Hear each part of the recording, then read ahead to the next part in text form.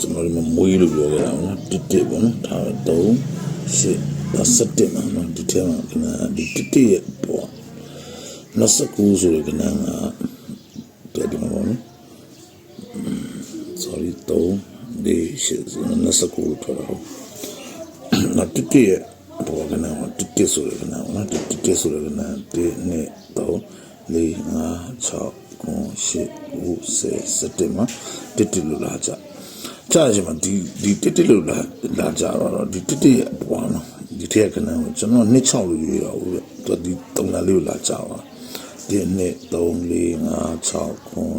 9 10 17မှာ3လလေးကြာအဲ့တော့ဒီတဲ့နှစ်6ဒီမွေးစရာမလိုဘူးနော်နှစ်6ကမွေးစရာမလိုတဲ့အတွက်ကို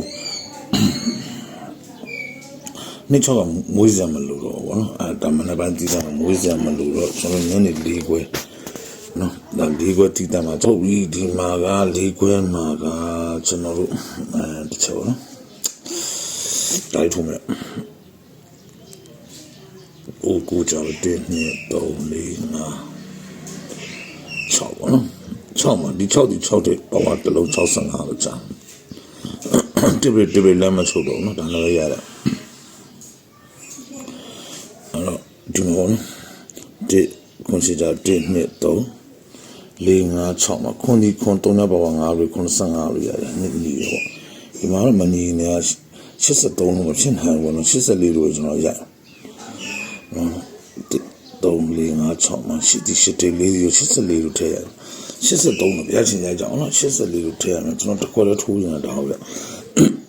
4နဲ့ဒီအောက်ဆုံးမှာကြားတယ်40ခွန်40ခွန်ဒီ1 2 3 4 5 6 9 10အလံပေါ့နော်အဲ့အလံကြီးသူ့မှာ break to break ဖြစ်တယ်တော့မ power break ဖြစ်နေတယ်နော်ကြားတယ်အဲ့40ခွန်လို့ထိုးအဲ့တော့ကျွန်တော်တို့ထပ်ပြီးတော့4နဲ့3နဲ့3ကြား1 2 3 4 5 6 9 10မှာနော်ဒီ10မှာတော်တယ်ပေါ့95ကို4ပေါက်9လေးနဲ့95ကို59ကိုချာတော့အဲ့3နဲ့3အောင်တောက်ကြပဲချာအဲ့010မှာတောက်ကြမှာကြာမှာ1 2 3 4 5 6